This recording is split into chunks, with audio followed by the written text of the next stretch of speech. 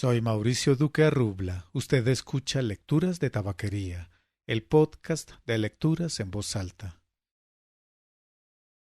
Algunos de ustedes deben recordar que en temporadas anteriores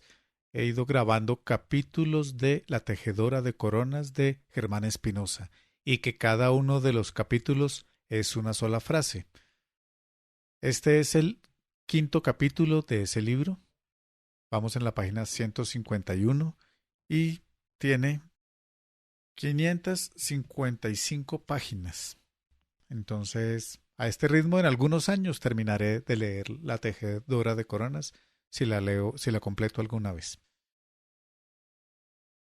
Este capítulo es más largo que los anteriores, entonces tomó 1 hora y 50 la grabación. Es menos ya después de editado, pero como es una sola frase, no hay puntos en los capítulos, entonces no puedo partirlo en 2 episodios o en 3 episodios. Entonces este es un episodio distinto, llamémoslo, como para continuar la lectura de ese libro, y es una sola lectura de mucho tiempo. Y hay unas partes que están en francés, entonces es bastante, muy mal o peor el francés, pero bueno, es con un pirata francés que se encuentran Federico y Genoveva. Más adelante lo encontrarán. Bueno, queda el quinto capítulo de La tejedora de coronas por Germán Espinosa.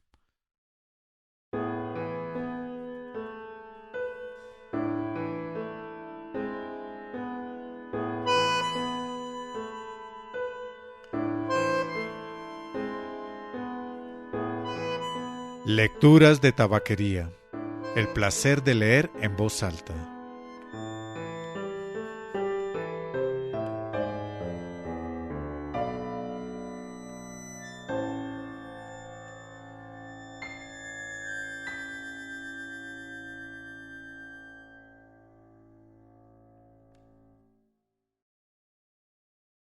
La tejedora de coronas por Germán Espinosa. Capítulo quinto. Para comprender el temperamento y los ideales que movían a mi amigo el joven François-Marie Arouet, habría que considerar el odio, o mejor la repugnancia que en él habían llegado a inspirar las ideas de su padre, el notario François Arouet, hombre en extremo puritano que, por influencia de los hermanos Arnaud y amparado en la paz clementina, pensaba que la naturaleza humana había sido irreparablemente corrompida por el pecado original y que, de esta manera, al no ser capaz la humanidad de resistir ni la concupiscencia ni la gracia divina, Jesucristo no podía haberse inmolado para redimir a toda la cáfila de los hombres, sino sólo a aquellos predestinados a la salvación, entre los cuales creía contarse ese buen burgués, a quien su joven hijo repudiaba con tanto furor, que, en ciertos círculos, aseguraba serlo más bien de algún cancionista popular, ya fallecido,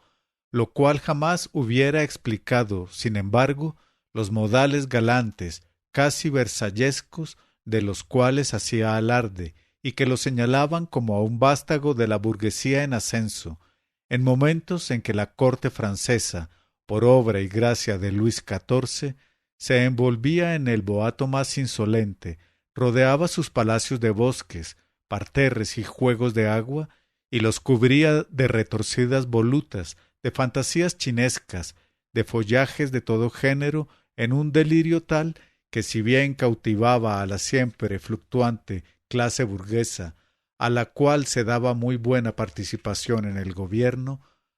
habría un abismo incalculable entre el poder estatal, rico en gabelas, en carruajes, en casacas bordadas de oro, y el pueblo que exhibía ya impúdicamente sus llagas, su miseria, sus vicios, de semejanza que hería la conciencia de los intelectuales, incubando en ellos, por una parte, el deseo de emular en exquisitez con los empolvados caballeros de la corte, y por la otra, el de redimir a la plebe de su condición inferior, rasgos que en François-Marie acentuaba su violenta reacción contra el rigor y la austeridad jansenistas, en que había sido educado, reacción que lo convirtió en un tenaz opositor del prejuicio y de la intolerancia, en un acérrimo enemigo de lo sobrenatural y de los dogmas religiosos, en un cultor de la razón, en fin, cuya vida escandalizaba a su familia, en cuyos altares se encendían bujías a la Madre Angélique y a la Madre Agnes, las fanáticas intransigentes de Port Royal, veneradas como santas por su hermano Armand, pero en cambio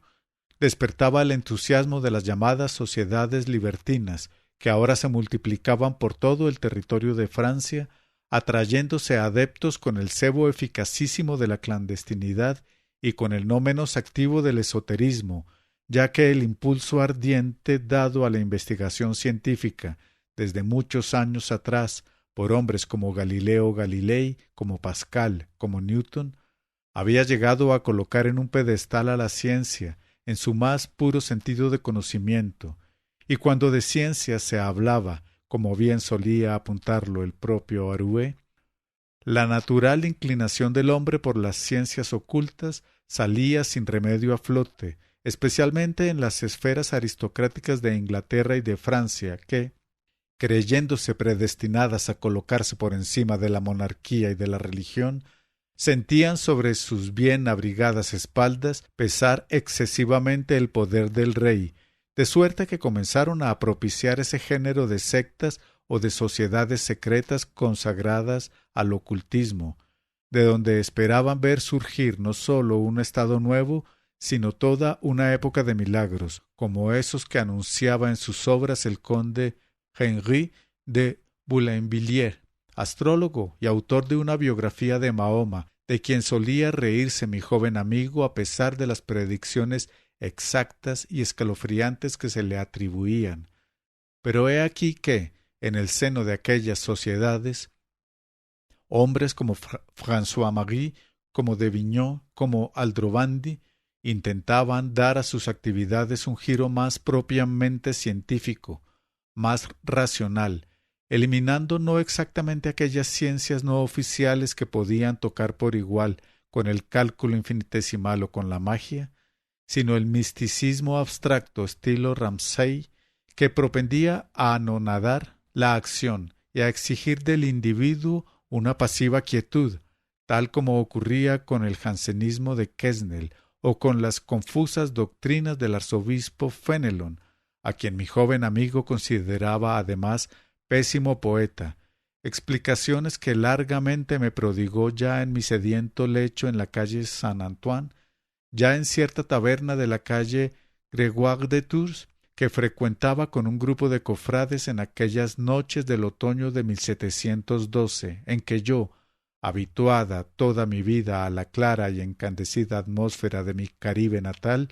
lloraba sin consuelo ante el cielo fúnebre y desfallecía de frío cuando nos encontrábamos apenas en los preliminares del invierno, al punto que Tabarot, uno de los contertulios, ingeniero y probable alquimista, que había colaborado con cierto excéntrico sueco, un tal Emanuel Swedenborg, en la idea, ya prevista por Federico, de diseñar un aparato volador, trató de mitigar mi pena diciéndome lo pálidos que un otoño y hasta un invierno parisienses podían resultar ante la primavera sueca. Pero mi solo punto de comparación, como es lógico, tenía que ser la temperatura habitual del trópico, la bonne chaleur que había dicho Leclerc el maldito, así que, me parece, por aquella razón, los contertulios afratelados de la taberna, seguros como podían sentirse de mi lealtad a toda prueba, luego de las chistosas afirmaciones de François Marie, el muy bribón, en el sentido de ser yo apenas una bestezuela del Nuevo Mundo, con cierto barniz de cultura científica, y no ofrecer peligro ni para el más inerme de los moscardones, decidieron, aunque tal vez no me encontrasen todavía lo bastante preparada, pero esperanzados en que el trabajo me haría entrar en calor, meterme de una vez por todas en las actividades de su organización, la de la calle del Quatre Notre-Dame, dentro de cuyos designios ignoraba que se me había asignado ya una misión harto específica, estrechamente relacionada con mi origen geográfico, pero aún muy remota en el futuro, y he aquí que fue el elusivo y ceñudo Tabaró, siempre separado como por una cortina de candente silencio del resto de sus cofrades, quien más a pecho pareció tomar la iniciativa.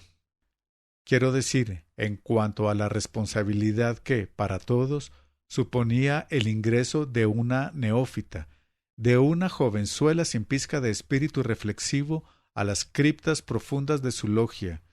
de suerte que una mañana, no sin haber galantemente solicitado la autorización del joven Arué, me hizo subir a un viejo carruaje, gobernado por un auriga aún más adusto y anciano, y prescindiendo de pormenores explicativos, nos encaminó en sentido descendente con relación a la corriente del Sena por carreteras enfangadas por el otoño, donde la neblina parecía como si se elevara de la tierra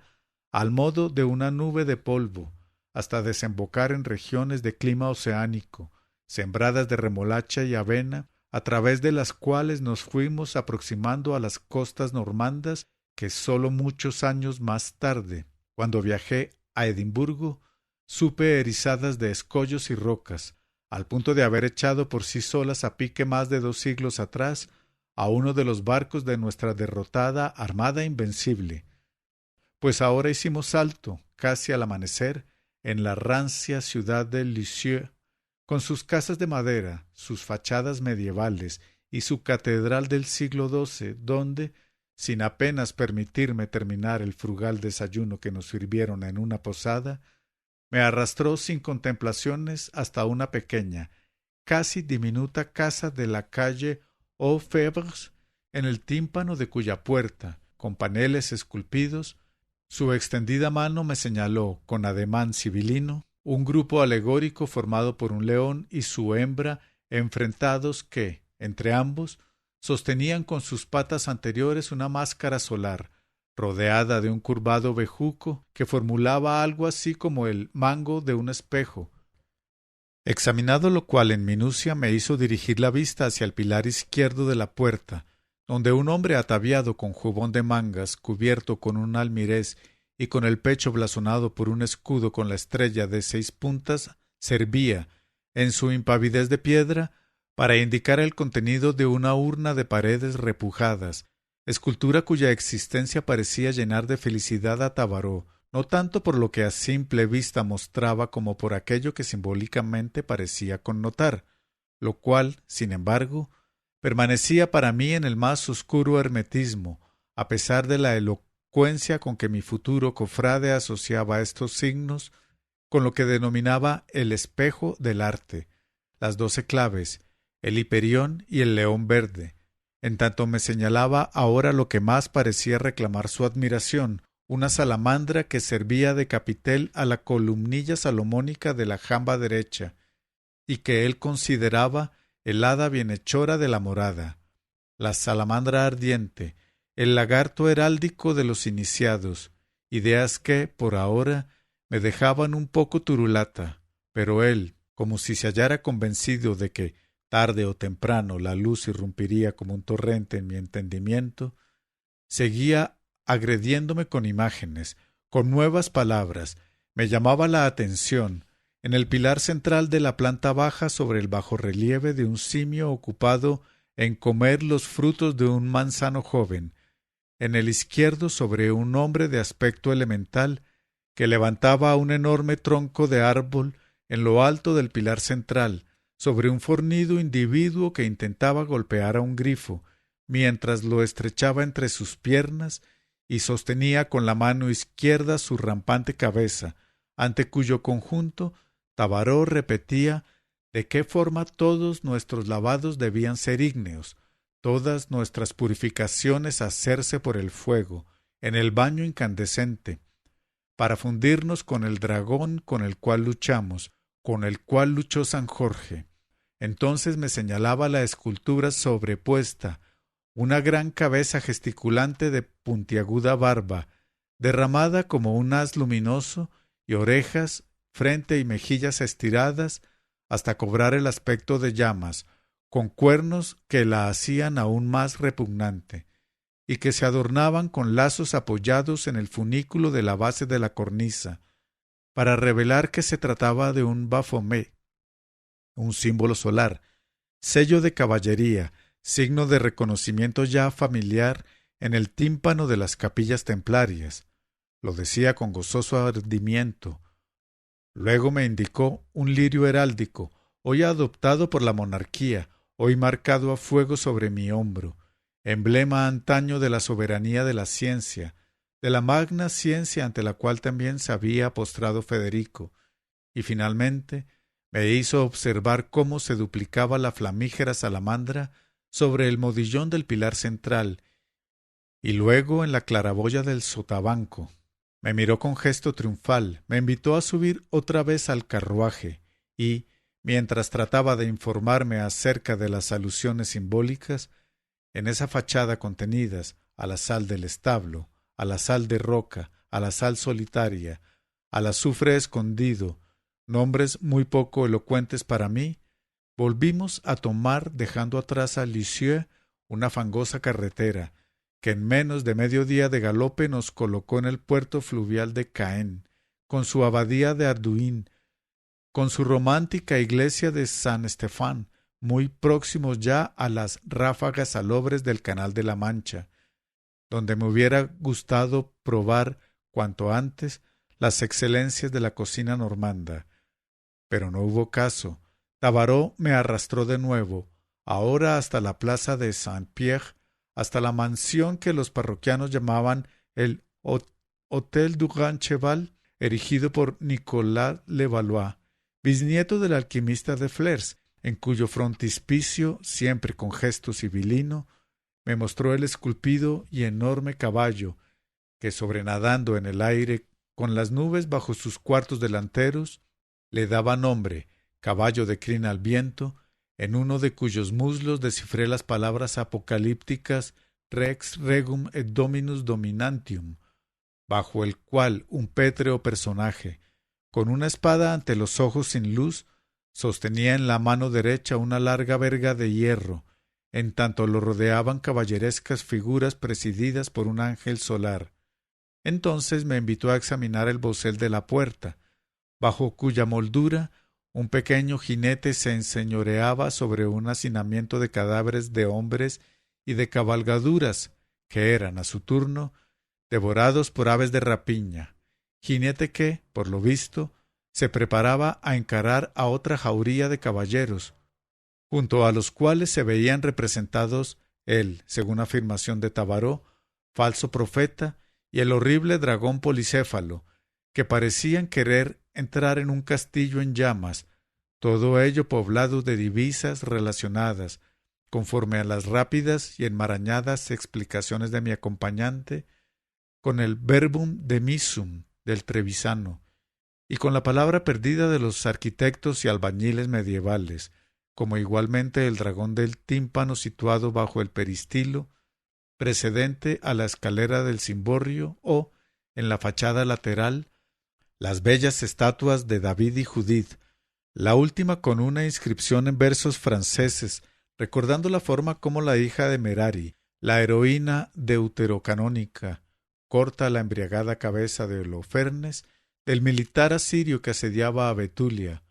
Coupa la teste fumeuse d'Holofernes qui le res Jerusalem au de fait.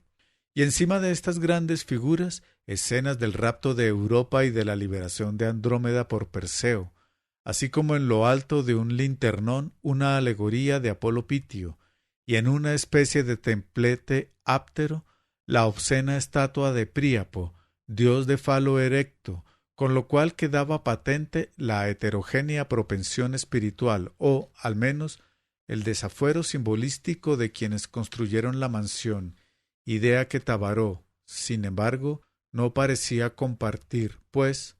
según su fervoroso discurso, se trataba evidentemente de la herencia de los filósofos herméticos de Flers, cuyos símbolos y fórmulas arcanas provenían de los magos, de los brahmanes y de los cabalistas. Por primera vez me vi envuelta en aquel mundo de cifras arbitrarias, tan ajeno al racionalismo de François Marie, pero tan próximo a las tendencias generales de la organización, cuyos propósitos había altruistas, pero cuyos expedientes me resultaban abstrusos, aún mucho después de que Tabarot prolongara en París sus apodícticas lecciones, que a la postre lograron familiarizarme con ciertos lineamientos sumarios, no siempre compartidos por la totalidad de los cofrades, que lo mismo me aproximaban a la doctrina de los órficos que a la analítica aristotélica, igual a los símbolos de gracia que a la serpiente de Vitré, esculpida en el ajimez de una puerta en la casa de Cloître Notre-Dame, y así seguí avanzando a tientas sin llegar nunca a meta alguna, y, por fin, una noche de mediados decembrinos, con una temperatura tan baja como no puede imaginarse sino en la muerte, volví escoltada por Arouet y por su grupo de cofrades a aquella casa de argamasa y madera, con cariátides de roble como sostenes del alar que visité mi segunda noche de París. Entramos al vestíbulo con el rey Hiram de Tiro sucumbiendo bajo los golpes de la regla, la escuadra y el martillo. Los enlutados ujieres me proporcionaron un hábito negro, provisto de un capuchón que me ocultaba totalmente el rostro, y así, ataviada, marché hacia la que parecía ser la sala principal, cuya maciza puerta se encontraba cerrada, mas hete que, cuando quise preguntar al ya encapuchado François-Marie, volviendo un poco la cabeza, ¿quién sería el encargado de franquearla? No sólo hallé que me encontraba sola, sino que una mano enigmática tapaba con una venda, o más bien con un paño húmedo, las hendiduras correspondientes a mis ojos, y lo ligaba fuertemente a mi nuca para oír enseguida una voz, demasiado cavernosa, interrogarme con cierta sorna si sentía miedo, a lo cual, en obediencia a las instrucciones previas, respondí que no, aunque francamente comenzara a experimentar inciertos conatos de retortijones. Entonces supe que habíamos traspuesto la pesada puerta y sentí golpear mi nariz un olor como de humo de teas,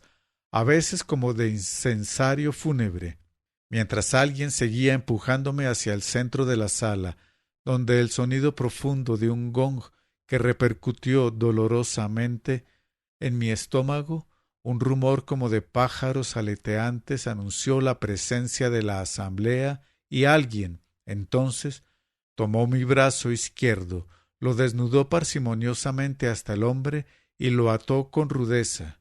Luego tuve la sensación de que lo sumergían en agua caliente y sentí en él un pinchazo, al tiempo que la voz me mandaba arrancar la venda de mis ojos, orden que no vacilé en obedecer, haciendo uso de la mano derecha, para ver a un encapuchado, junto a mí, sostener en el aire una jeringuilla llena de un líquido sanguinolento y nebuloso,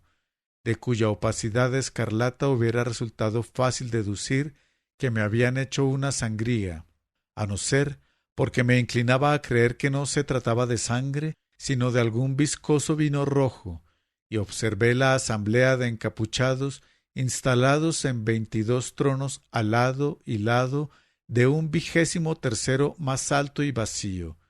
y examiné la tétrica sala, con su doble bóveda ojival, artesonada con esculturas de roble, iluminada por 7 candelabros de 7 brazos cada uno, que arrojaban sobre el piso una luz temblequeante, más tenebrosa que la misma sombra, y enturbiaban el ambiente e irritaban los sentidos con su humo apelotonado y ambarino, y en cuyo centro reposaba una gran alfombra octagonal, todo muy bien aparejado como para infundir escalofríos. Entonces me fue señalada una forma humana, borrosamente atada a una columna de mármol en la pestañeante penumbra, y se me dijo que se trataba de uno de los asesinos del rey Hiram, y que yo debería ejecutarlo. Se me proporcionó un puñal, avancé, y sin detenerme a pensar, tal como Tabarot me lo había recomendado, lo hundí 7 veces, con sañudo pavor, en el bulto, del cual brotó primero como un obsceno silbido y luego un líquido espeso y carmesí que mi guía misterioso vertió como pudo en un enorme cáliz de plata,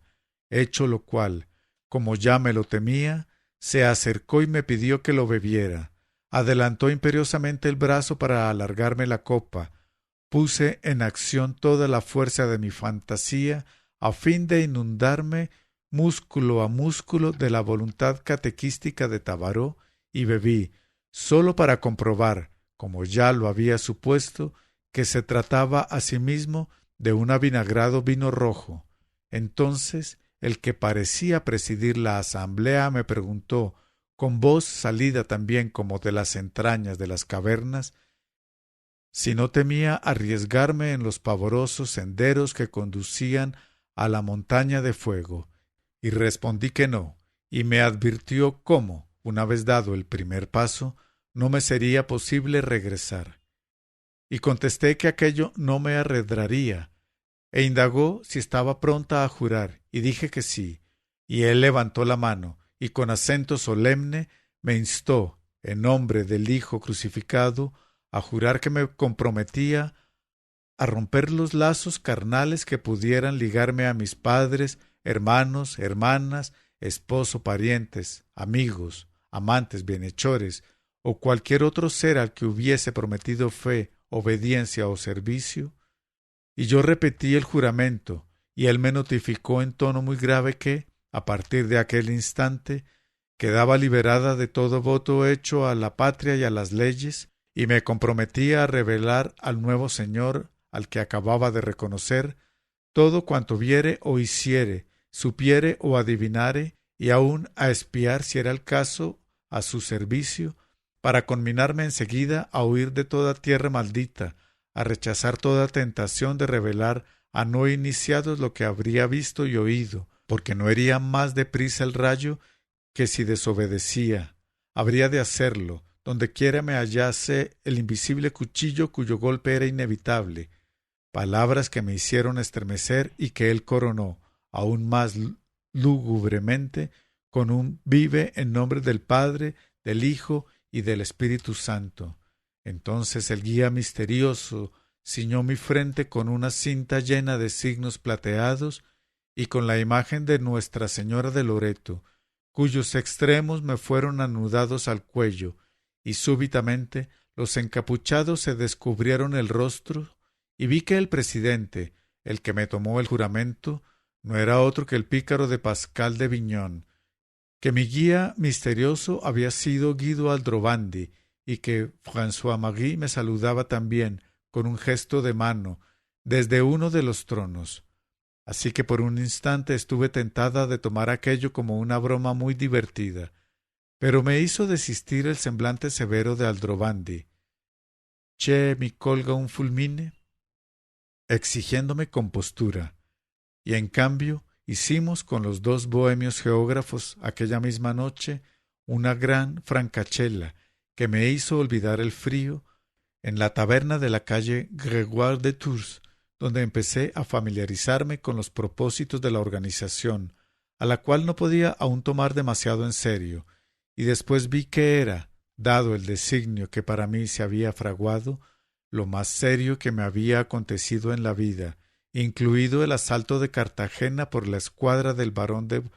Pointís, incluido también el baldón que cayó sobre la memoria de Federico por culpa de ese funesto gobernador Diego de los Ríos, ese traidor a su propia sangre, que la mañana de aquel 6 de abril, in Parasheve, día de la crucifixión del Señor y preparación del gran sábado pascual,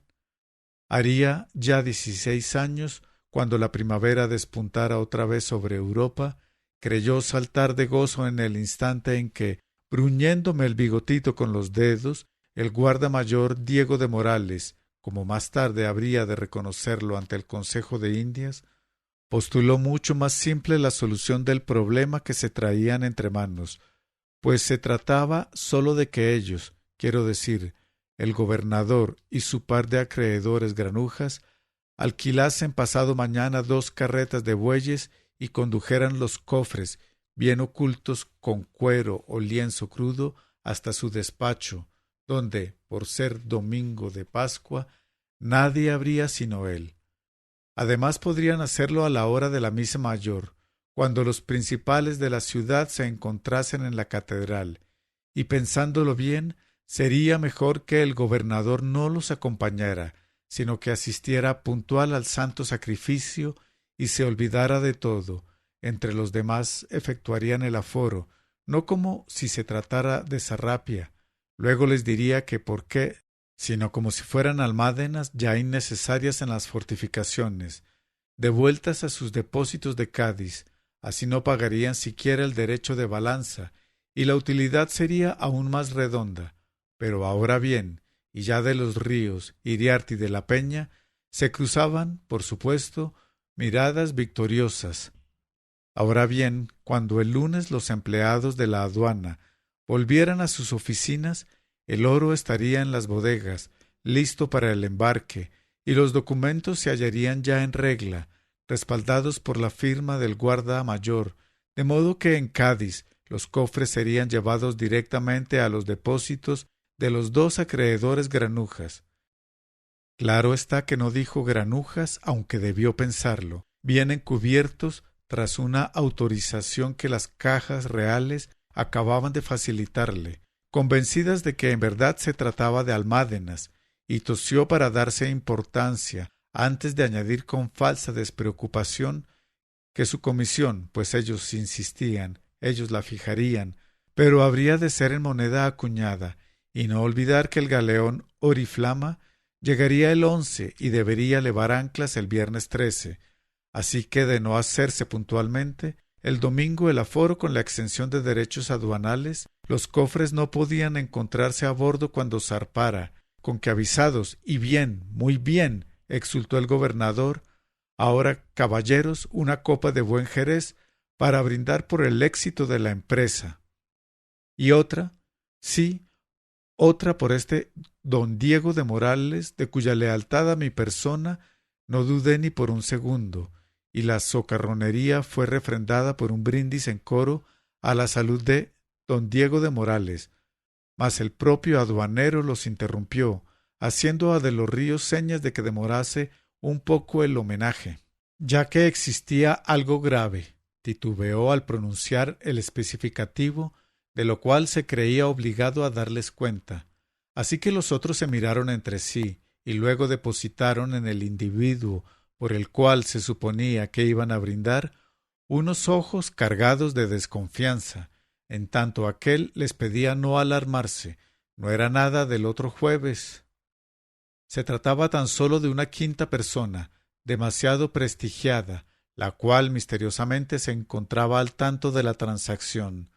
Entonces a Diego de los Ríos le chispearon los ojos, depositó de un golpe la garrafa sobre el escritorio e increpó, arrebatado ya por la ira, a Morales, porque no podía evitarlo. Era el fermento temperamental de los señores de Fernán Núñez. Lo increpó: tú, bellaco, has puesto a otros al corriente de nuestros planes. Dilo, ¿qué es lo que tramas, Morales? ¿Qué tramoya has montado para perderme? Y a sus obligacionistas este trato. Caballeros, hay que deshacerlo en el acto. Este miserable nos ha traicionado y va a pagarlo caro. Los calabozos de la gobernación están abiertos para él desde este instante. Y con aquellas fue clamando: guardias a mí, para que dos sargentos de infantería, armados de alabardas, irrumpieran en el despacho, donde el gobernador le señaló al repentino reo, que imploraba ser oído, que aseguraba no haber sido él el infidente. ¿Y quién otro podía ser? Rugía de los Ríos. Ni estos caballeros ni yo estamos interesados en divulgar nuestras intimidades. ¿Quién otro? Morales, Sabandija, tú y el quinto en la tramoya, y todo el que se interponga en mi camino irán a pudrirse en las mazmorras. Entonces los alabarderos sujetaron al guarda mayor, el cual, sofocado por la cólera, trataba en vano de zafarse, y daba codazos a los membrudos sargentos en el momento en que Juan de la Peña intervino, con su eterna inclinación a despejar nubarrones y conciliar los ánimos, para, sirviendo el vino de todos modos, lo mismo que 2 días antes, opinar que, señores, no debíamos comportarnos como carreteros ni como gentes de la plebe, pues a él, en primer lugar, lo picaba la curiosidad por saber quién rayos era el quinto en autos y el monto de la comisión que exigía. Así que beber mejor este vino, sin la presencia de los distinguidos alabarderos, y oír las razones del guarda mayor, a lo cual el gobernador pareció amainar, y aunque acesante todavía, indicó a los soldados que se retirasen. Entonces gravitó una sombría tranquilidad entre reojos y sorbos desapacibles de Jerez en la habitación, y el mandatario pidió a Morales desembuchar, pero absteniéndose de circunloquios, porque ardía en deseos de verlo sujeto con pernos y chavetas en el calabozo. Y Morales expuso con voz trémula cómo el quinto en discordia no exigía comisión alguna, afirmación que hizo demandar al médico Miguel de Iriarte, gris de aprensión, si no se trataría de algún funcionario de las cajas reales, donde el aduanero se apresuró a dejar en claro que no, que de alguien mucho más temible, que ignoraba, podía jurarlo, de qué modo se había puesto al corriente del asunto. Pero anteayer había ido a visitarlo y él había tenido que apelar a bajos recursos para hacerlo desistir de la denuncia, palabra que hizo saltar al gobernador como un muñeco de caja de sorpresa. ¡Denuncia! ¡Denuncia! Rebramaba. Morales, ya no es la libertad la que te juegas, sino la vida, al punto que debió de la Peña acallar sus gritos para inquirir, muerto de miedo, de quién, pues, se trataba. Entonces el aduanero, esforzándose por contener el temblor de la voz, pronunció el nombre espantable, que a Diego de los Ríos lo dejó congelado en el sitio donde apuraba ya una tercera copa de vino. A Juan de la Peña le activó la mano para acariciar con ella su calva, en ademán desesperado, y a Iriarte lo hizo clavar hipnotizado la vista en el retrato al óleo de algún mandatario.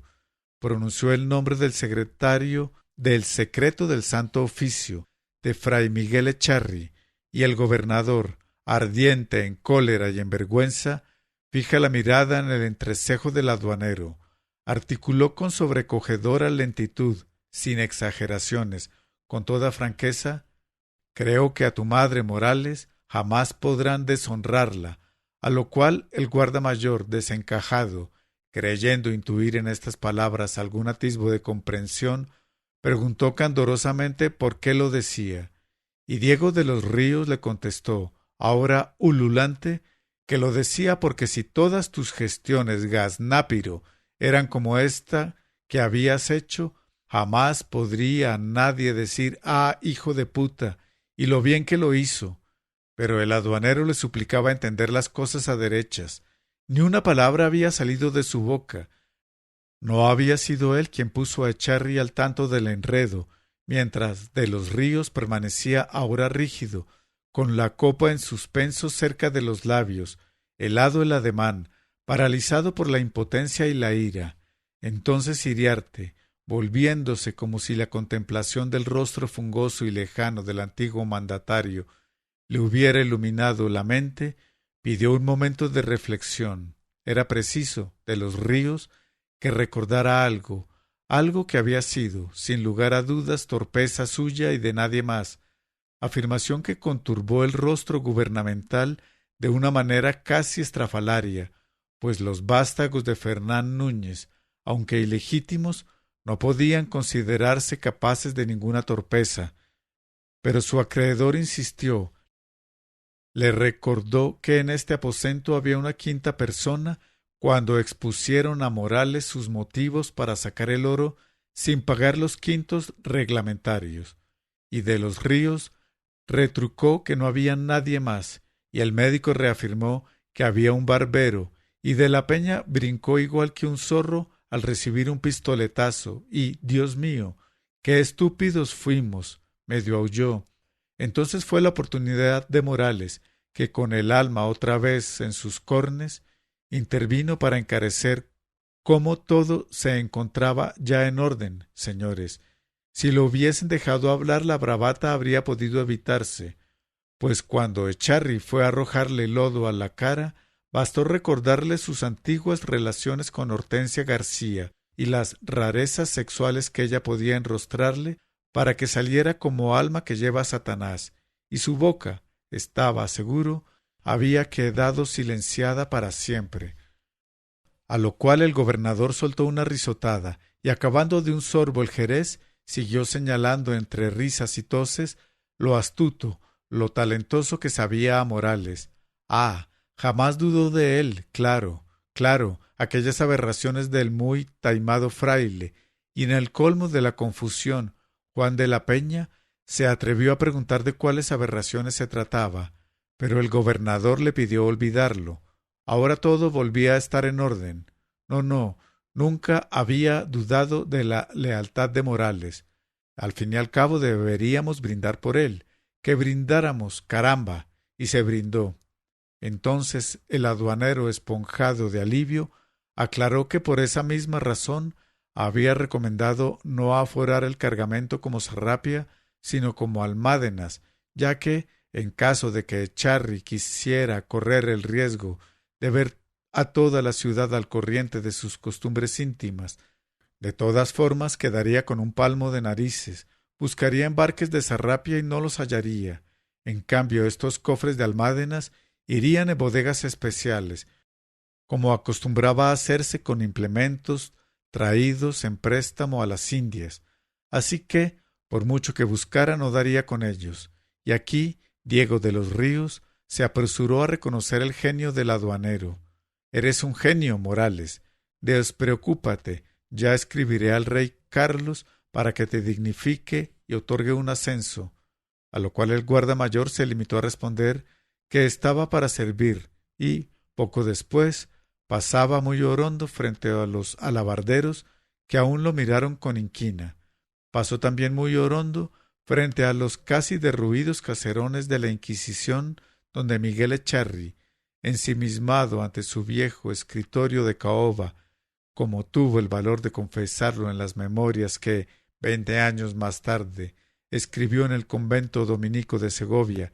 y que jamás pude leer, porque fueron quemadas apenas unos años después por disposición del maestro general de la orden,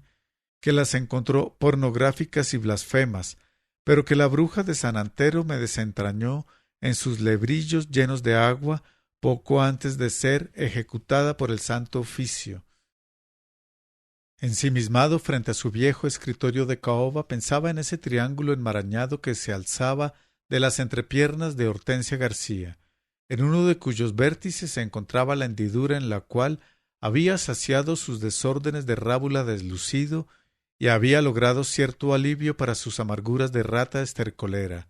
y pensaba también que ese lugar anatómico se había instituido de repente en su perdición, tal como lo advertían los textos sagrados, tal como lo señalaba el pronunciamiento de San Pablo contra los fornicarios, cuyo fuego es inextinguible y sólo halla paralelo en los brutos, de manera que ahora se dolía de haber nacido con sexo, renegaba de esas torpezas cometidas en traicionada complicidad con Hortensia, sin las cuales ahora podría satisfacer a sus anchas los antiguos rencores hacia Diego de los Ríos, sin comprender cómo tuvo el valor de aceptarlo en sus memorias, que aquellos rencores tampoco hubiesen sido posibles de no existir la relación con Hortensia. ¿Y qué hacer con las cosas llegadas a este extremo? En alguna parte de la ciudad estaban esos 800,000 reales de vellón, esa bonita suma a punto de ser aforada como madera blanquecina de Sarrapia y semilla aromática de Sarrapia, útiles para perfumar el rapé y preservar de polillas la ropa. En alguna parte estaban esos cofres listos a abandonar ilícitamente el puerto para beneficiar a ese canalla del gobernador que le había birlado a su querida como se jaquea a una reina del ajedrez, si es que a esa perra en celo se la podía comparar con las reinas del ajedrez. Entonces por una fracción de minuto contempló la posibilidad de destapar la olla podrida, dejar en la picota pública a de los Ríos y luego colgarse de una viga antes que la perra en celo comenzara a pregonar por calles y plazas los menudeos de su vergüenza.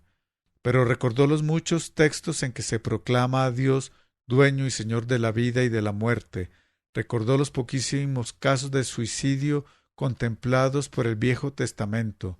los de Abimelech y Saúl,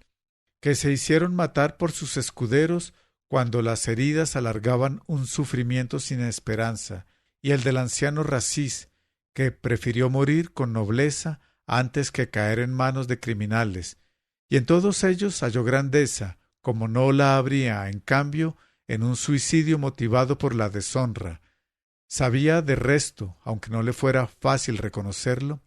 que la propia aniquilación no sería, ni con mucho, hacedera para este hombre catarriento por el roce permanente de portapliegos, papeles y comprobantes cubiertos de polvo pernicioso, y no tal vez por amor a la vida, sino por lo contrario, es decir, por temor a la muerte, pues por curiosa ironía, el uno era, pensaba, inversamente proporcional al otro, y así, para sentirse fascinado por el peligro, se precisaba una energía muy distante de los cálculos encubiertos y exactos que iban goteando como isócrono gotillón de su mente envejecida, para la cual era mejor un perro vivo que un león muerto. Melior es canis vivus leone mortuo, de suerte que en la presente situación sólo una alternativa quedaba, y era dejar las cosas como las había encontrado, o atravesarse entre de los ríos y sus ambiciones, y asumir la afrenta consiguiente. La inminencia de los hechos no dejaba otra escapatoria, y ¡ay! Cómo lo punzaba el desdén con que lo trató Morales en su despacho de las aduanas, cuando él solo apelaba a la caballerosidad de un hombre a quien tenía por espejo del pundonor, y ¡ay! Cuánto tiempo esperó con trituradora paciencia el día de tener en sus manos informes precisos con que aniquilar a ese corrompido gobernador del rey a quien él en ellos se sabía sincero, o al menos así lo afirmó en sus confesiones, amaba y acataba. Cuánto tiempo, y ahora los enredos y murmuraciones de esta perra sarnosa daban con todo en tierra, lo hacían maldecir y transpirar de impotencia en este siniestro palacio donde varias generaciones de brujos, herejes y judaizantes gañeron de dolor bajo los tormentos inquisitoriales.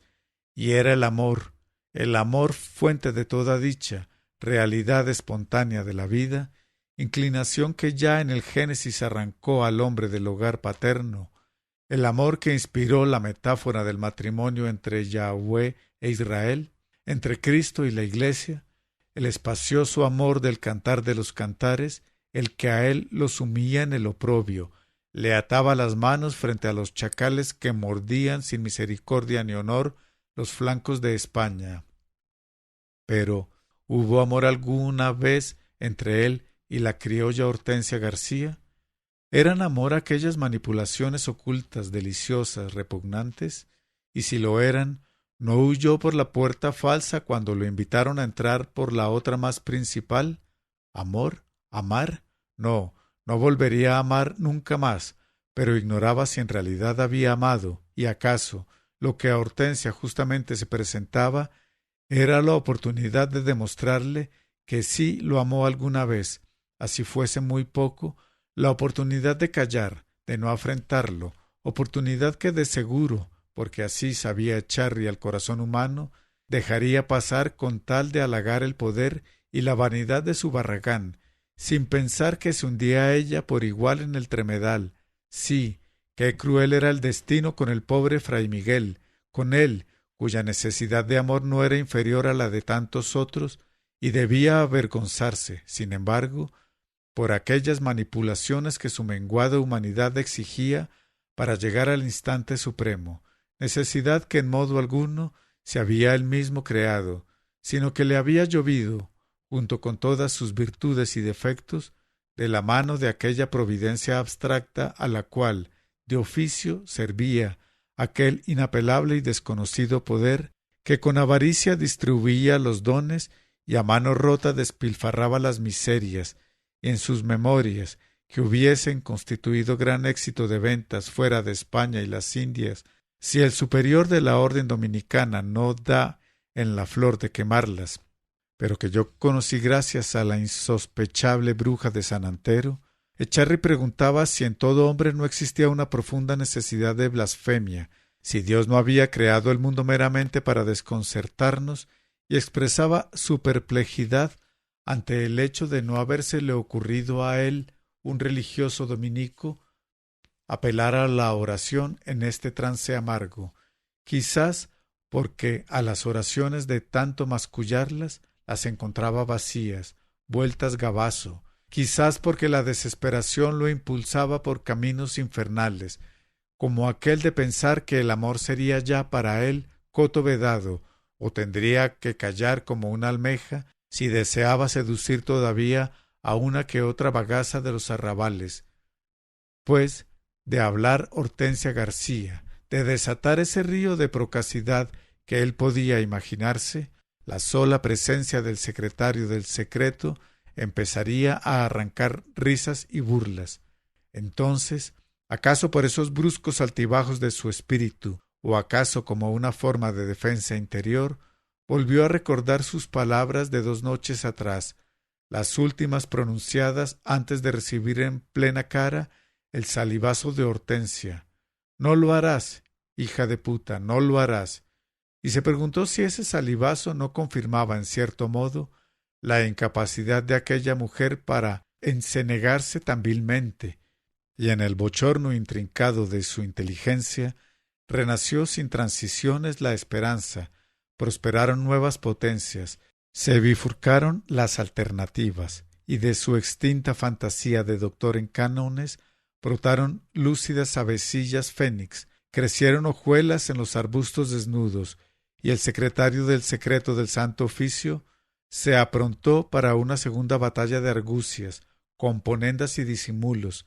sin saber lo próximos que nos hallábamos ya del horror, de la pesadilla que todo lo anonadaría, para anegar por completo nuestras vidas y abolir toda otra preocupación. Y en este sin saber, creo vislumbrar otra vez mi idea obsesiva del destino, pues he dicho que nos hallábamos muy próximos al horror, sin considerar, debido tal vez a que los hechos cumplidos no pueden presentarse a nuestra mente sino como fatalidades, el que la más mínima contingencia hubiese podido cambiar el curso de las cosas. Pero por algo me decía alguna vez el joven Pierre Charles Lemonnier que si su abuelo no hubiese muerto, ahí tendríamos al buen anciano vivo. Y como me hizo rabiar el joven François-Marie Arouet en aquel invierno hechizado de 1713, en que nuestro idilio, que tampoco podíamos sospechar tan efímero, parecía florecer como el espíritu presentido de la vecina primavera, el día en que una pitonisa en una esfera de cristal me leyó el porvenir y aseguró que moriría ejecutada. Entonces nos fuimos del brazo bajo la nieve casi evanescente que mermaba la sensación de frío por vecindades de la puerta de San Antoine, donde se alzaba la imponente fortaleza de la Bastilla, rodeada de fosos y de negras torres que parecían reventar por sus troneras, pero recogerse de nuevo en su alzado puente y sus rastrillos siempre bajo, y él trató de borrar mi impresión, diciéndome que el vaticinio tenía escasa posibilidad de cumplirse, porque estaba visto que, de cada 50 ejecutados, lo menos 49 solían ser varones, y como me era casi imposible dilucidar si había en sus palabras buena o mala intención hacia las mujeres, pues por una parte los ejecutados pueden ser criminales, por la otra héroes, resolví fruncir el ceño, y él me preguntó con su habitual causticidad si era que anhelaba morir en el patíbulo, y nos quedamos mirándonos muy serios para terminar en una explosión de risas. Mucho reíamos François-Marie y yo por aquellos días. Entonces desplegó ante mí todo el esplendor de su espíritu escéptico para hacerme ver cómo aquella sentencia según la cual el hombre prudente forja él mismo su destino venía a ser tan inconsecuente como la propia creencia en el destino, pues podía redarguirse que fue precisamente el destino el que lo hizo prudente, concepto que coronó con una de sus finas sonrisas, luego de la cual él, que no creía en dioses, encareció de qué manera, si los dioses habían sido los oráculos del hombre, el destino lo era a su turno de ellos, y evocaba a propósito el libro 12 de la Ilíada, donde Júpiter pesa en una balanza los destinos de Héctor y de Aquiles, para hallar que estaba determinado que los griegos triunfaran sobre los troyanos, designio al cual sabía inútil oponerse, así que a partir de entonces Apolo, genio guardián de Héctor, es obligado a abandonarlo, porque ni los dioses pueden contradecir al destino, aunque, naturalmente, la idea que mi joven amigo se había formado en realidad sobre la materia distaba mucho de encontrarse compendiada en aquella parábola.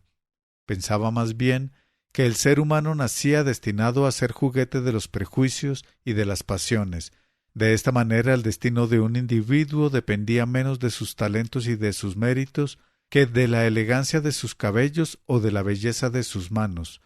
razón por la cual, me parece, cuidaba tanto sus modales, su continente, su vestir. Sabía, al hablar, mirar a su interlocutor en el entrecejo y jamás le dirigía la vista para escucharlo, aprendizaje que hicieron otros burgueses de la época para desarmar e influir al contendiente y, sobre todo, para emular con las maneras airosas de la aristocracia. Así después, cuando François-Marie dejó de ser François-Marie Arouet y se convirtió en el señor Voltaire,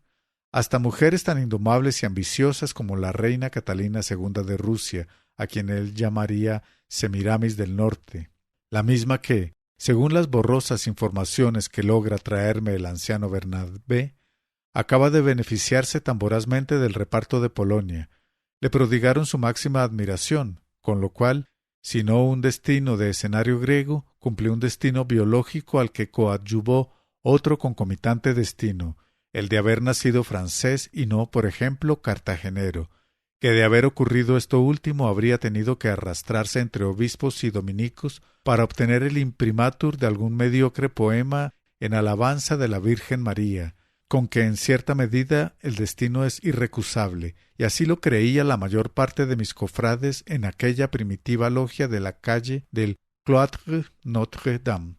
bien que, salvo algunos disentimientos como el de Aldrovandi, sus creencias fuesen más complejas, pues curiosamente, sin incurrir en arrebatos místicos,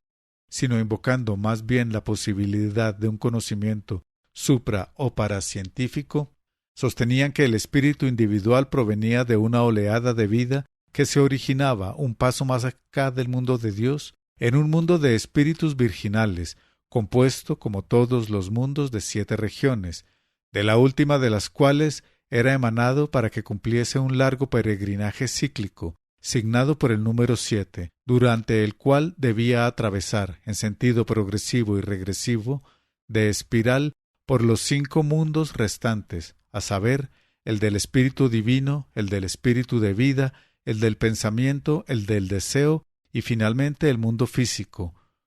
nuestra actual esfera visible, para luego regresar de la misma forma a la fuente de origen, solo que aquel desplazamiento necesario para la purificación y realización individual, y al cabo del cual todos devendríamos dioses, no se realizaba en un único sentido, sino a través de largas recapitulaciones, más largas si se tiene en cuenta que cada mundo estaba fragmentado en divisiones y subdivisiones, como aquellas constituidas por las regiones etérea y química de nuestro universo físico, en el cual nuestro espíritu, privado de la mayor parte de sus aptitudes sensoriales al encarnar por 7 veces 7 en un cuerpo humano, sólo era capaz de comprobar lo más tangible e inmediato, teoría que en un comienzo se me antojó demasiado intrincada, ya que lo expuesto sería apenas la apretada síntesis de algo que daría para muchos tomos de análisis, interpretaciones y glosas, pero que paulatinamente se fue imponiendo a mi inteligencia, porque tenía la virtud, rara aún en los más avanzados sistemas filosóficos o científicos, de no dejar nada sin explicación y de suponer a la postre no sólo un absoluto equilibrio cósmico, sino un altísimo sentido de la justicia, en lo cual radicaba el que mis cofrades quisiesen mantenerla en el más riguroso hermetismo, pues su divulgación no traería a estas alturas de la historia humana beneficio alguno a la sociedad, no preparada para asimilarla, y en cambio podía hacer estragos en manos de charlatanes o falsos profetas, precisamente porque obtenida por sus adeptos, no a través de iniciaciones esotéricas, sino del estudio profundo y coherente del Liber Mundi, del libro abierto de la naturaleza, en nada reñía con la concepción racionalista del universo, ni siquiera, como habría yo de verlo más tarde en mis pláticas con el barón von Glatz, sobre la inanidad de la vieja dicotomía atomística, con la más radical de los llamados materialistas que, con antecedentes estoicos y epicúreos, florecían en Europa al amparo del empirismo de Hobbes y del más reciente de Bacon, aunque desde luego se necesitase un alto espíritu filosófico para aceptarla, pues su única posible demostración se cifraba en su aplastante lógica, no en su aparente origen ocultista, que despertaba en François-Marie un desdén calcinante y tajante, especialmente por cuanto sus prosélitos parecían creer poseer el dominio de todas las fuerzas naturales, de donde hubiera podido inferirse, erróneamente, que los miembros de la logia no formaban, como en realidad sí lo hacían, una hermandad compacta, pero es que a ellos los unía, por encima de cualquier otra consideración, el deseo de obtener una máxima libertad de pensamiento y de investigación, y en un nivel no menos importante liberar a todo individuo humano de sus cadenas atávicas, a menudo inconscientes, para crear una república de iguales, al estilo de las soñadas por ciertas órdenes caballerescas del pasado, en la cual una ley bastara para todos, como lo habían predicado en Inglaterra los All Charges, y como tanto mi François-Marie como Aldrovandi y de Vignon lo postulaban ardorosamente en París, sólo que para ellos la ruta por seguir había de ser la especulativa y no la operativa, términos nada claros para el profano, pues los adeptos al speculum o arte de ver proponían contemplar con ojos científicos la desdicha humana y tratar de remediarla mediante el mayor conocimiento de la materia de la naturaleza, de los sistemas políticos, frente a los adeptos a la ópera u obra que se apegaban a los oscuros misticismos de otras épocas, como Ramsay, como Fénelon, como la señora de Guyot, controversia en la cual se había acordado no involucrar al sistema supra o paracientífico de que hablé atrás, y el cual respaldaba, por ejemplo, un cabalhombre de ciencia como Pascal de Vignot, ya que provenía de otra corriente adscrita en forma pasajera a la logia, reunida con ella en fines meramente prácticos, secta a la cual de lleno pertenecía Tabarot, y que casi un siglo atrás había poblado de carteles los muros de París, anunciando su visible e invisible advenimiento a esta ciudad, por la gracia del Altísimo, a fin de librar a los hombres de mortal error, lo cual dio lugar a posteriores y muy enrevesadas confusiones y mistificaciones, especialmente cuando ciertos nigromantes hicieron irrupción en nuestros locales y trataron de retrasar nuestras conquistas difundiendo por Europa especies ridículas y realizando a nombre nuestro todo género de contorsiones grotescas, con lo cual no quiero decir que todos los nigromantes o cartománticos, y hasta uno que otro capnomántico que conocí, fuesen embaucadores. Para muestra la bruja de San Antero, de cuyas artes puedo dar testimonio, y el propio Tabarot, que, como es bien sabido, practicó el espiritismo con éxito asombroso, sin trucos, pero eso fue mucho después. Por ahora el invierno expiraba y la primavera parecía anticiparle sus efluvios en mis brazos a François-Marie, el futuro Voltaire, a quien ignoraba, claro está, y aquí vuelve el destino, que perdería tan pronto para que lo ganara la humanidad que, en cambio, jamás pudo ganar a Federico, porque ella misma lo perdió, y a ella contribuí quizás la tarde de aquel sábado de gloria, cuando para desagraviarlo por mi desplante en el palmar, le propuse con voz muy queda, cuando vi que nuestros padres y hermanos luchaban contra el sueño en el bochorno de la siesta, vernos durante la noche, tan pronto durmieran todos, en aquel mismo bosque de cocoteros donde nos contemplamos desnudos el día anterior, y comprendí que él me lo agradecía de una manera muy profunda, pues volvieron a brillar sus ojos apagados todo este tiempo, sus ojos a veces felinos, y cumplimos nuestra promesa tan pronto comprobamos que todos los visitantes y esclavos de la hacienda, incluido Bernabé, roncaban de cansancio bajo los toldillos de fina malla. Entonces corrimos, tomados de la mano, sin decirnos nada, hacia la playa, bajo las estrellas que parecían enjambrarse, y cuyo testimonio tan invocado suele ser nulo en los procesos humanos, y oímos en la arena las fuertes pisadas de los cangrejos laboriosos, el lugar de cuyo sexo Federico desconocía, y también trabajaban las jaibas en los agujeros de las rocas de aristas resaltadas por esta luna que mañana sería luna llena, luna del cazador, en el cielo puro del litoral, rebelde aún a desgajar sus lluvias. Corrimos abrazados, dichosos de nuestra soledad.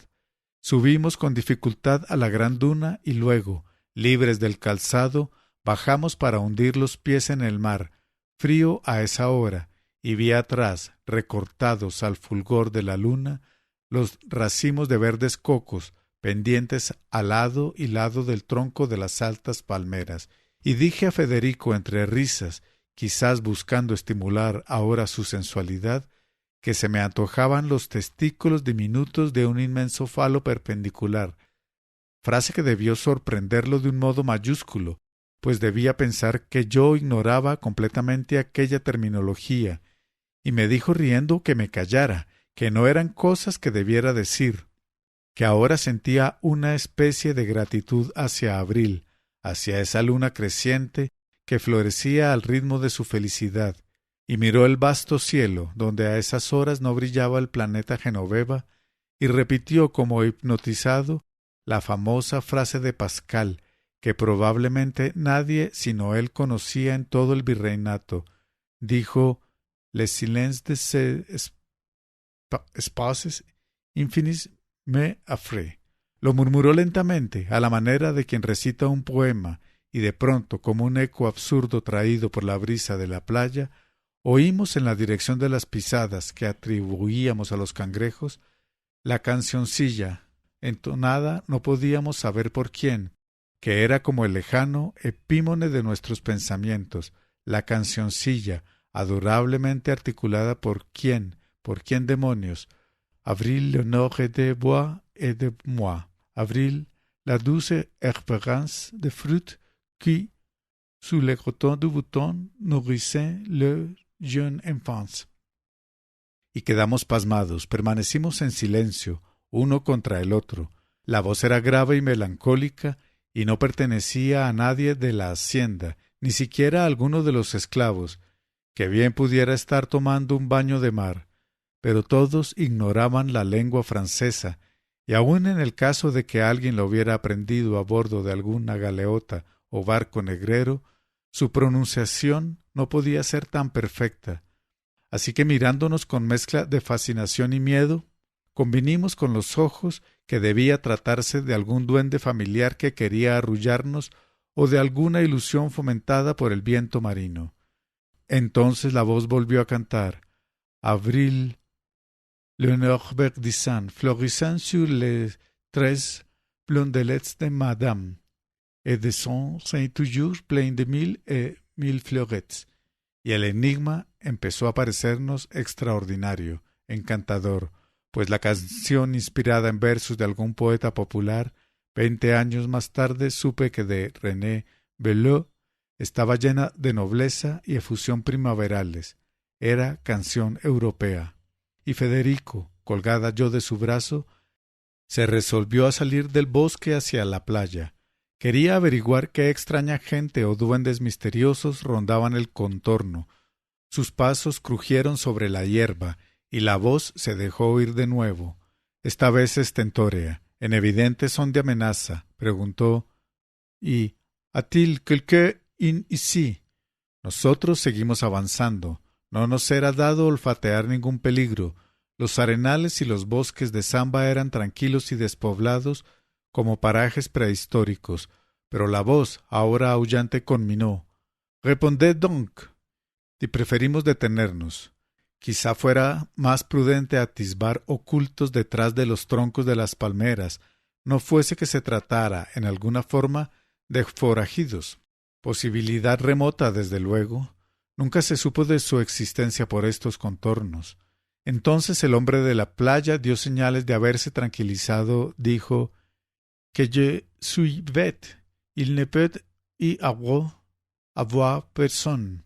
Ahora que podíamos verlo, era un tipo fornido, un jayán, vestido solo de unos calzoncillos muy cortos, desnudo de la cintura para arriba y envuelta la cabeza en un pañuelo rojo anudado en la nuca, que cargaba, haciendo una especie de cesta con los brazos unidos y suspendidos a la altura del ombligo, unos 4 o 5 cocos.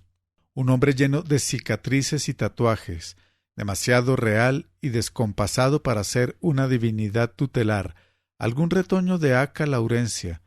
de modo que Federico avanzó hacia él, haciéndole señas que no se alarmara, en tanto el otro prevenía «Attention, mon pistolet est chargé»,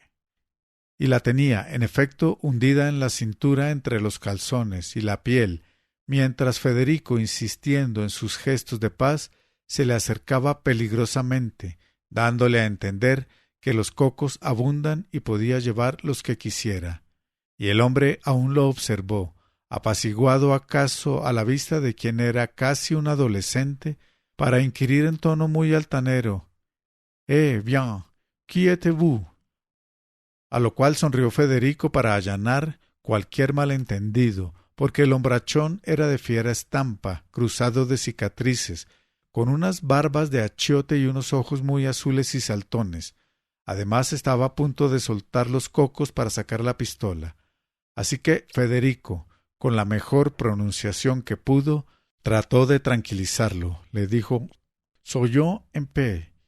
Je me nomme Federico Goltar». Y el tipo lo recorrió altivamente con los ojos buidos y muy iracundos. Luego pareció recapacitar. Esos mismos ojos se entornaron como para sonreír. Se posaron con cierta desconfiada suavidad en el rostro del muchacho y Jean Fils mordisqueó el extraño en tono paternal: «Êtes-vous seul dans ce plage?» A lo cual Federico: «Nous sommes dans la propriété rurale de mon père». Y temeroso de que mi presencia lo sobresaltara de improviso, «Ma fiancée está au-delà, derrière ces arbres-là». Revelación que envolvió en una llamarada azul los ojos del hombrachón, que carcajeándose, dejando ver sus acumuladas urgencias carnales, al indagar: «Ta fiancée? Sapristi, ya sed a la tentación», arrojó los cocos en un bote de remo que tenía amarrado al saliente de una piedra y se volvió con mayor arrogancia, examinando a Federico con sorna y fanfarria de hombre macizo, aventurero, frente a un encogido señorito. Entonces mi precoz astrónomo imploró: «Monsieur, j'assume que vous êtes un brave homme, un homme d'honneur», con candor digno del paraíso terrenal, que arrancó al jayán una risotada, para quedarse enseguida mirando, como si entre los dos se hubiese establecido una corriente de simpatía, y colocándole la manaza en el hombro, exclamó: «Tiens», con un gesto que parecía benevolente o conmiserativo: «Vous êtes trompé, garçon. Ma droiture de conduire, ma honorabilité, ça n'existe pas. Moi je suis un fripon». Y soltó otra perentoria risilla: «Mais un bon fripon. La charme de la friponnerie. Non, oubliez, c'est que j'ai de appeler moi Leclerc, Lucien Leclerc». A lo que el Federico atolondrado le preguntó si era francés, pregunta nada superflua, ya que podía ser también algún náufrago oriundo de las Antillas francesas, y aún más si un officier de marine francés, temiéndose quizá lo peor. Y Leclerc, siempre riendo: «Comme ci, comme ça, garçon. Et vous, créole?» Y Federico, siempre pálido: «Oui, mon père est espagnol». Momento en que el hombrachón insinuó un gesto inquietante, mezcla de tolerancia y desprecio, pero siguió apoyando la manaza en el hombro del joven y rió: «Faites attention, garçon. J'aime mieux un jeune fils mort qu'un délateur. Je vous demande absolu impérieux secret, un absolu silence». Con mirada terrible: «Júrele», y Federico tragó saliva y lo hizo: «Je le jure». Pero él añadió aún: «C'est sérieux, ma flamme et mon flambeau sont au vent». Así que el muchacho insistió: «Je le promets». Temeroso siempre por mí, que seguía escondida tras los troncos y empezaba a olerme lo mismo que él. Y el francés caviloso, bien, bien, je vous crois, je ne insistiré pas. Y de pronto se puso a bailar por la playa al son de la cancioncilla que ya le conocíamos, significando, me parece, las bajas temperaturas que hacía quién sabe cuánto tiempo. Debía venir sufriendo mar adentro porque en aquellos meses el Caribe suele enfriarse bajo el hielo reacheado de los alisios del nordeste, para dirigirse entonces al bote, recoger uno de los cocos, partirlo con una piedra afilada y beber el agua en su recipiente natural, como en una crátera antigua, lo cual sirvió solo para acrecentar su sed, porque «Vous avez du pinard?» preguntó de repente. Se notaba excitado, con cierta malsana alegría, aunque casi inspiraba confianza el maldito Leclerc, con su pañuelo rojo ceñido a la cabeza. Pero Federico le respondió secamente que no teníamos vino. Y él insistió, «Où ça donc?» y «Che mon père», informó con cierta malicia al muchacho entonces, «Quel contretemps», se lamentó, y luego, auscultando en las sombras hacia los cocoteros, «Mademoiselle, où est mademoiselle? ¿Cómo appelle votre jeune fiancé?» A lo que más pálido, él appelle Genoveva. «Genevieve», volvió a informar Federico, y Leclerc llamó a gritos, «Genevieve, venez avec nous, venez ici». Así que muerta de miedo me vi obligada a salir del palmar para ceñirme con fuerza al cuerpo de Federico, mientras el hombrachón, qué duda podía caber, se divertía, aunque lo mismo parecía evidente que le resultábamos simpáticos por nuestra juventud. «Vous êtes belle, Genevieve», dijo como si torpemente quisiera mostrarse caballeroso, es decir, ponerse a la altura de la leyenda francesa, y tal vez por eso, examinándonos con impúdica malicia, exclamó ahora, lleno de cierta emoción mezclada de sarcasmo, «Oh, pauvre jeune gens, que dois-je faire pour vous?» Porque quizá había notado nuestro aire triste, el espasmo angustiado del alma mútila de Federico, que acaso con una idea ya martillándole el cerebro, una idea repentina y absurda que creí capturar al vuelo, le preguntó a su vez si venía de lejos. «Venez-vous de loin?» Si por ventura de la France, pero Leclerc inclinó la cabeza, como si su alegría se hubiese desvanecido súbitamente. Vi cómo abatida sobre el pecho su barba de achote, siempre en desorden, cuando «Ah, tiens», farfulló, «au fait, c'est vrai, vous ne savez pas». Y aquí Federico quiso acuciar, un poco estúpidamente. «Dites-moi», insistió con angustia. «Moi, je sympathise avec la France progressive, je suis un jeune astronome». Y para pasmo mío soltó la gran frase, «J'ai découvert de nouvelles planètes». Pobre candoroso Federico, y claro que Leclerc, cuyo humor parecía variable como el viento redondo que le zarandeaba la barba, no supo contener un «Sans blague, c'est épatant», que Federico, a lo que parece, no tomó en su verdadera segunda intención, así que el hombrachón continuó como a mansalva, «Hurra! Vive les gens savants que entendez-vous por una nouvelle planète, l'Amérique». Y aún tratamos nosotros de sacarlo del inexistente error.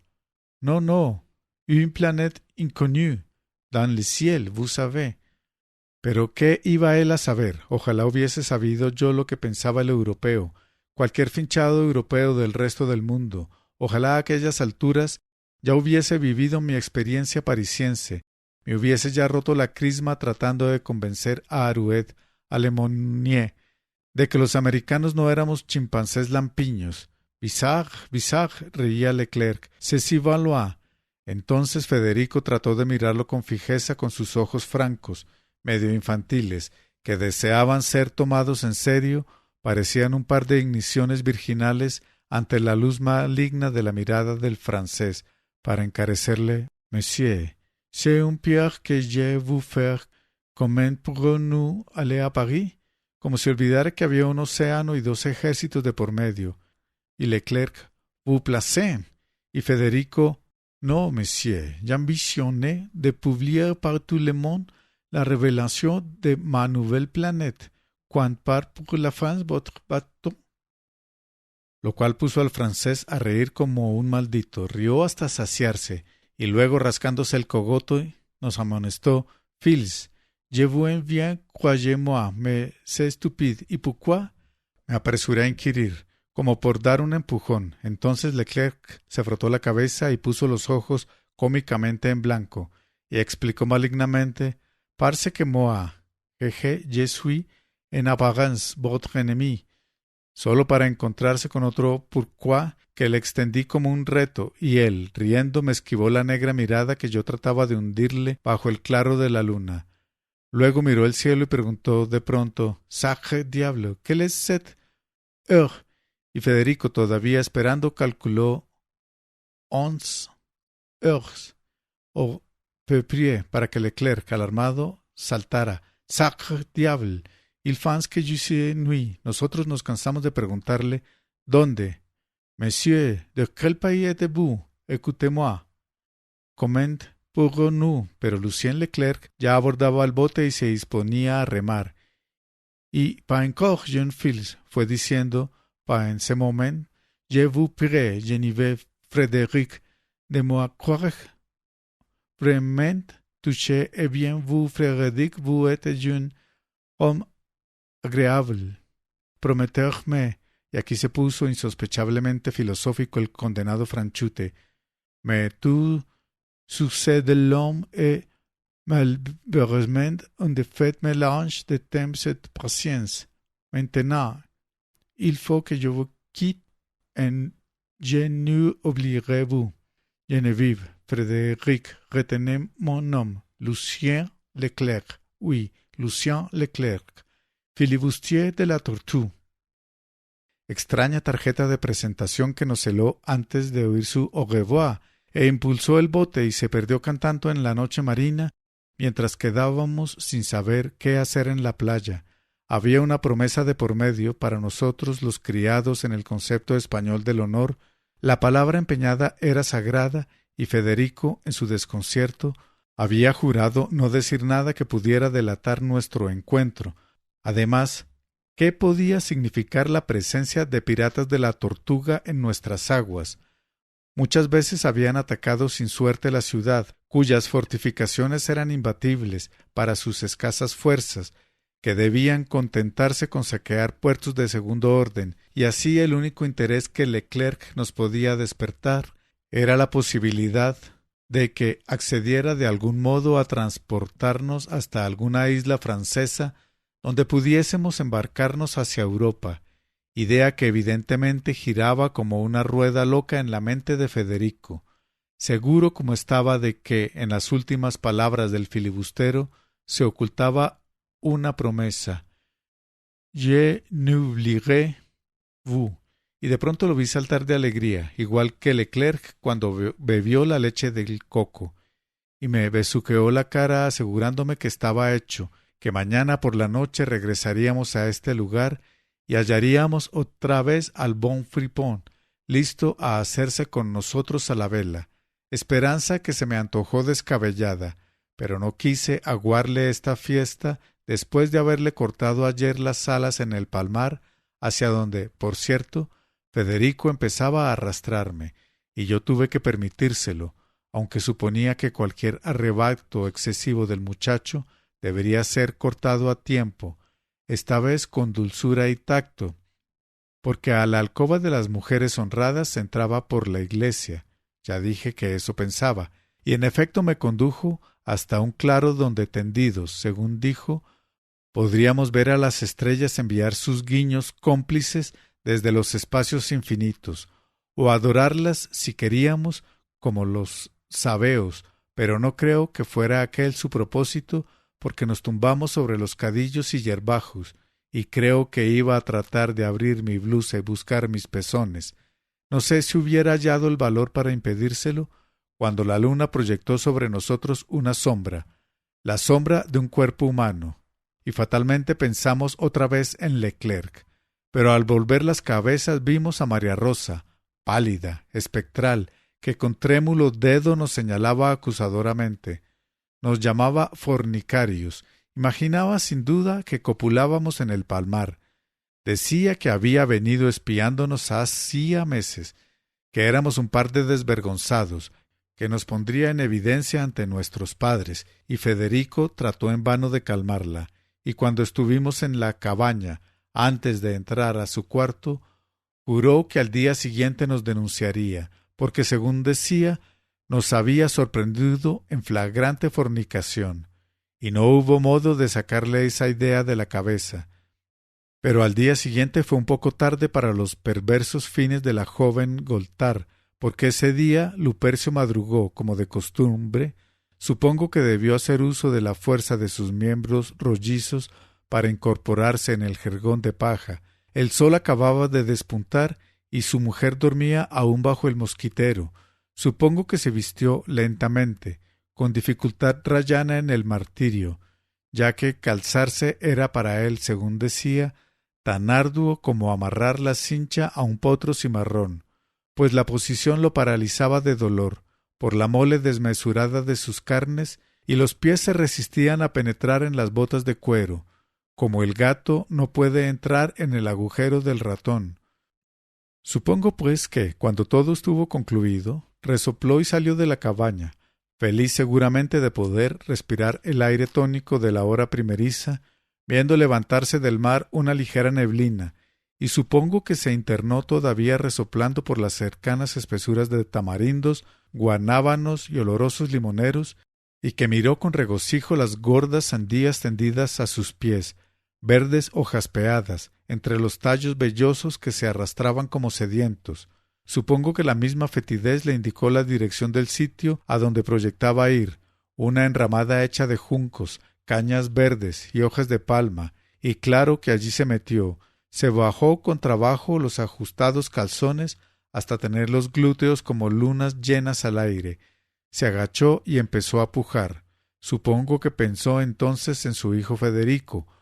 poco impresionado por las magnificencias de la hacienda, y que recordó aquella landa griega jorobada de las 12 casas del cielo astrológico, y debió pensar que, en definitiva, Federico había salido de él, sí, pero aquel que él fue en sus primeros años, al marinero goloso de aventuras, valeroso ante los sables de abordaje del gran turco, intrépido al batirse con los filibusteros de la Tortuga, impávido ante los huracanes que hacían escorar peligrosamente las embarcaciones, anegaban las cubiertas y desmantelaban las arboladuras. Sólo que en Federico, creo que pensó, el amor a la aventura poseía un sentido intelectual, constructivo, medio fantasioso. El muchacho soñaba con planetas lejanos y en cambio no se interesaba en la esgrima, arte tan necesario en el cual parecía poco diestro, y si a veces se ponía a examinar sus pistolas de rueda, esas bonitas armas de repetición con depósito cilíndrico giratorio, era por comprender su mecanismo y no por aprender a usarlas en el momento oportuno. Supongo que recordaba que cuando Emilio Alcocer, quiero decir mi padre, mostró a Federico el novísimo fusil de chispa, arma al igual blanca y de fuego, pues estaba dotada de bayoneta, y que desplazaba ya casi a los viejos mosquetes, éste se preocupó del largo alcance que pudiera tener, sólo por preguntarse a continuación si algún día el hombre podría hacer llegar un proyectil a otro planeta. Así que, valiente Gracia, había salido al Lupercio soñador de otros tiempos y no al que hoy, curtido por la vida, colmado de responsabilidades, sabía que el trabajo sosegado de una tienda de abastos era la mejor y más respetada profesión del mundo, un trabajo que nos permite no comer paja y al tiempo nos granjea la estimación de la clientela, y en fin, un trabajo en el cual puede uno afanarse como si fuera a vivir siempre y pasarla bien como si fuera a morir mañana o viceversa. Supongo que no debía estar muy seguro, supongo que aquello lo preocupaba a medida que iba pujando. Debía preocuparle el que ahora, al asociarse con Alcocer, quiero decir con mi padre, la sucesión de la hacienda fuera a variar de una manera tan inquietante. La heredarían por una parte Cristina, Federico y María Rosa, y por la otra Cipriano y Genoveva. Allí estaba la complicación, porque Cipriano sí tenía pasta de negociante, Así que si Federico no se avispaba, a la muerte de los viejos, aquél se quedaría con las tierras, y a los Goltar los mandaría al quinto infierno. Horrible perspectiva, porque Federico, y de ello no parecía darse cuenta,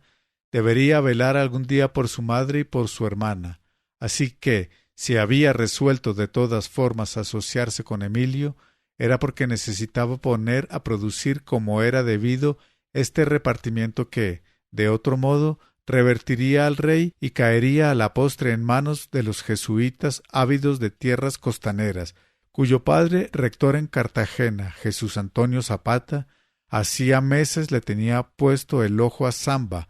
como Luprecio bien lo sabía, pues en las tierras altas del interior del virreinato, donde la Compañía de Jesús tenía casi todas sus encomiendas, la inversión en esclavos no resultaba rentable, y debían apelar a los indios, de cuya proverbial pereza dio fe hacía 40 años el corregidor Francisco de Figueroa, y con los cuales había también problemas de leyes,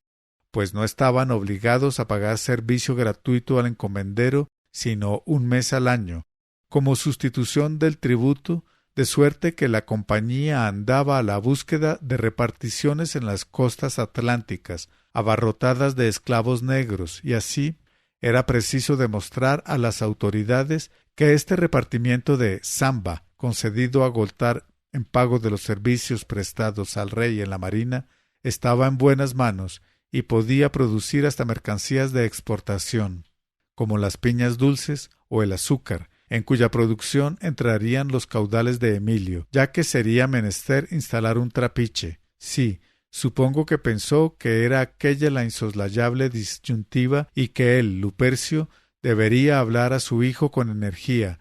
Bonitas fueron siempre las fantasías astrales, pero más bonito era tener tocino en la olla. Cuando se es viejo se comprende eso, y a los jóvenes había que meterles en la cabeza los dictados de la experiencia. Supongo que pensaba que su propia gordura lo hacía propenso a las enfermedades del corazón, que no duraría mucho, y que era hora de que Federico se percatara de la verdad de la situación y de la pobreza que eventualmente podría padecer la familia. Supongo que clarísimo pensaba además en la inclinación del muchacho hacia esa tonta de Genoveva Alcocer, desastrosa de todo punto de vista, pues de realizarse esa boda, que por fortuna Emilio no se inclinaba a autorizar, Cipriano a la muerte de los viejos sí que se quedaría con la sartén por el mango, y ello no era nada deseable. Así pues habría que amonestar al muchacho y hacerlo entrar en razón. El amor de niño es agua en cestilla. Bien, bien, no era en estos días, supongo que pensó, ahora que se proponían disfrutar de las excelencias de Zamba, cuando iba a aguarle la fiesta hablándole de estos puntos. Pero en regresando a Cartagena le endilgaría, eso sí, su sermón. Él sabía de qué forma, sin herirlo, a ver cómo reaccionaba, y supongo que se incorporó con ayuda de la enramada, y que todavía con los glúteos al aire arrancó del suelo unos matojos. Supongo que volvió a subir poco a poco, como atornillándose en ellos los angostos calzones, y se los ciñó con dolor a la cintura, desinflando el abdomen para facilitar la operación. Supongo que se dolió de no haber comprendido en otros tiempos lo dañino que es comer en exceso. Pero, ¿qué le iba a hacer? Rehizo el camino de venida, bajo la fronda odorífera de los frutales. Supongo que aprobó con la mirada la obesidad de las sandías, cuyo corazón, a diferencia del suyo, rebosaría roja salud por la excesiva carnosidad de la fruta. Supongo que vio a las gaviotas revolotear en la claridad de la mañana y debió sentirse penetrado por la mansedumbre de aquel paisaje. Debió sentirse bueno y pacífico. Supongo que tomó, para salir del bosque, la dirección de una duna poco perfilada, simple acumulación de arena contra la maleza alta y los árboles. Supongo que la escaló con dificultad y una vez arriba tendió hacia el mar sus ojos de marinero. Entonces su corazón asediado por el cebo, dio un salto, pues creyó que la vista lo engañaba. Imaginó ser víctima de un espejismo de la neblina mañanera. Aguzó la mirada y comprendió que aquello no era una ilusión. Había ante él más de 20 navíos de guerra, sin bandera conocida. Se hallaban fondeados en la ensenada como espectros del vengativo océano. Así que entró como un ciclón en la cabaña, nos sacudió a todos de jergón en jergón, llamó a los esclavos, hizo aprontar las cabalgaduras y en menos de media hora cortábamos el viento a revientacinchas en dirección a Cartagena.